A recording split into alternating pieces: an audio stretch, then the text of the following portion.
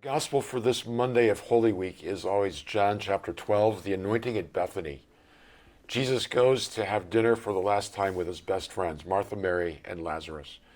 And in the course of that meal, Mary does something extraordinary.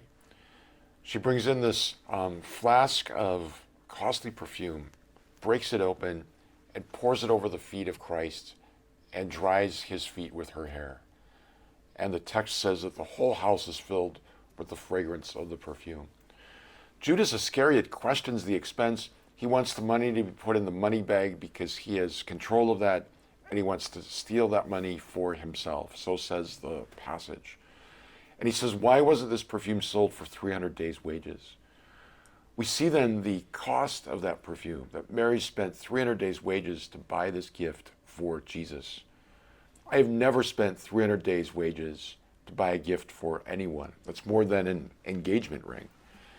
And so we see there the lavishness of Mary's response to the love of Christ. Perhaps she does it because in the previous chapter 11, Jesus raises her brother from the dead. Perhaps she's anticipating Jesus' burial, which his own words seem to indicate later on in the text. Or maybe she simply did it because she realizes how much the Lord loves her, and she just wants to give this extraordinary gift back to him. We see there then that when we love God, when we're in love with God, we don't measure what we give. We simply give everything we have. When we're not in love, the little we do already feels like too much.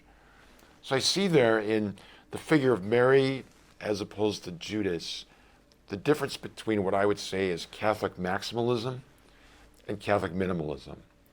So Mary's all in, and she asks the question, what can I do for you, Lord?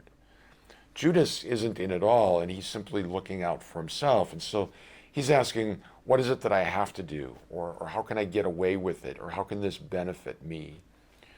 When we look at our faith response, the goal of the Christian life is to move from that minimalism to that maximalism. Not just to ask, what is in it for me? But rather, Lord, how can I serve you? How can I love you? How can I make a generous response of my life to you? You have completely given yourself to me. Once we realize, not only in our heads, but in our hearts and in our spirits, the depths of God's love for us, which is made manifest so powerfully in this Holy Week.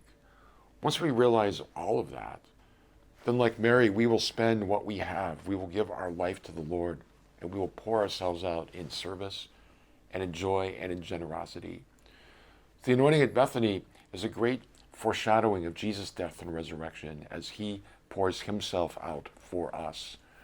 As we journey through these days of Holy Week, I just encourage everyone, go to Mass today, tomorrow, Wednesday, Thursday night, go to Good Friday service, go to the Easter Vigil, go to Easter Sunday Mass.